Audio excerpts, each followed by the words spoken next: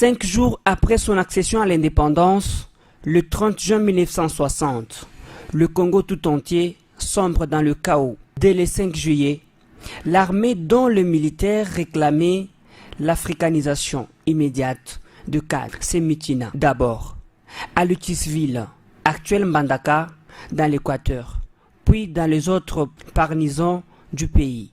Face à cet état de choses, le premier gouverneur noir du Katanga sauve la machine de l'économie congolaise de ces fléaux en proclamant la sécession de sa province minière le 11 juillet 1960. Que retenir de cet homme 60 ans après cette proclamation? Je ne pense pas que le Katanga peut encore avoir un autre fils de trempe de Moïse Tshombe. J'ai une haine qu'il y ait de buse, de premier ministre dans le jardin de Matata Mpoye là, mais qu'il n'y a pas de but de Tshombe. C'est une insulte. On met tout le monde, tous les premiers ministres, sauf Moïse Tshombe qui a organisé le premier les élections après le Belge. Moïse Tshombe qui était premier ministre du Congo, à qui on a donné la mission de mater la rébellion de Pierre Moulele. Moïse Tshombe à qui on a demandé de faire la première constitution congolaise. Et c'est à celui-là qu'on ne reconnaît même pas au gouvernement central. Quand vous le citez, c'est comme si vous avez insulté quelqu'un. On ne reconnaît rien parce qu'on nous accuse d'avoir fait la sécession. Pendant ce temps, Tshisekedi et Kalonji Albert, ils ont fait la sécession au Kassai. Ils sont venus. C'est injuste. Ce fils providentiel a une histoire. Moïse Tshombe est né à Kapanga. Il a fait des études à Kanene, les Nkinda, pas loin du territoire de Kamina. C'était la première école méthodiste dans la région. Et par la suite, il a dirigé l'entreprise familiale en compagnie de notre papa. Et à la fin, il est entré en politique à partir de 1958 ici à Lubumbashi, comme président de la CONACAT. C'est cette même CONACAT qui lui permettra d'imposer sa vision du fédéralisme à la table ronde de Bruxelles comme mode de gestion du jeune État congolais. Malheureusement, incompris des autres, il prend une autre tournure, il prend une autre décision le 11 juillet 1960. Le 11 juillet, c'est la date où avait été proclamée l'indépendance du Katanga. Bon. En 1960,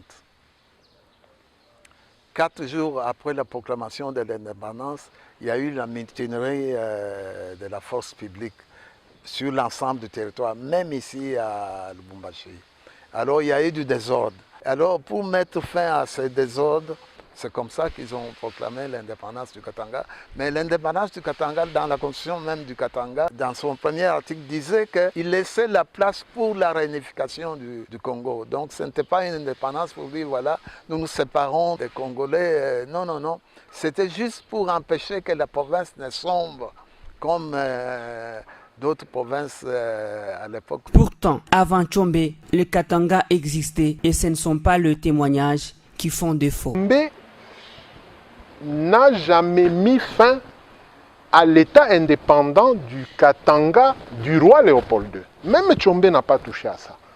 Tshombe a retiré seulement, a déclaré la fin de la sécession et puis il est parti en exil. Il ne faudrait pas mélanger avec la sécession qui a fait croire à l'état indépendant du Katanga. L'état indépendant du Katanga existe depuis le roi Léopold II. Le roi Léopold II avait le Katanga et le Congo. Le Katanga n'a pas existé à partir de 1960. Le Katanga a existé à partir du XVIIe siècle.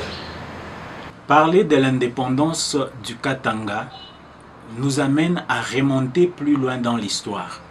Déjà, le 1er avril 1884, la présence du général Sir Francis de Winton prouve la preuve tangible de la présence de l'administration belge au Congo. Cette administration qui partait de Boma jusqu'à Lusambo. Et au-delà de Lusambo, les administrateurs de l'État indépendant du Congo se disaient aller au Katanga, un autre État souverain où régnait en maître le roi Msiri et dont l'accès était soumis à l'autorisation de ce roi qui régnait. Autre chose, quand l'Allemagne reconnaît l'Association internationale pour le Congo, AIC, l'Allemagne pose deux conditions.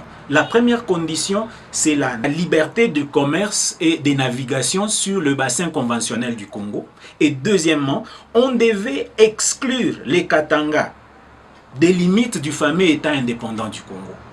Ce qui prouve que les Katanga a toujours été indépendant. Ce n'est pas le 11 juillet avec Moïse Tshombe qui n'a que proclamé la sécession du Katanga. Le Katanga est resté indépendant depuis sa création. Léopold II a tenté de supprimer le Katanga entre 1882 jusqu'à 1900. Il y a eu une crise entre lui et les Katangais.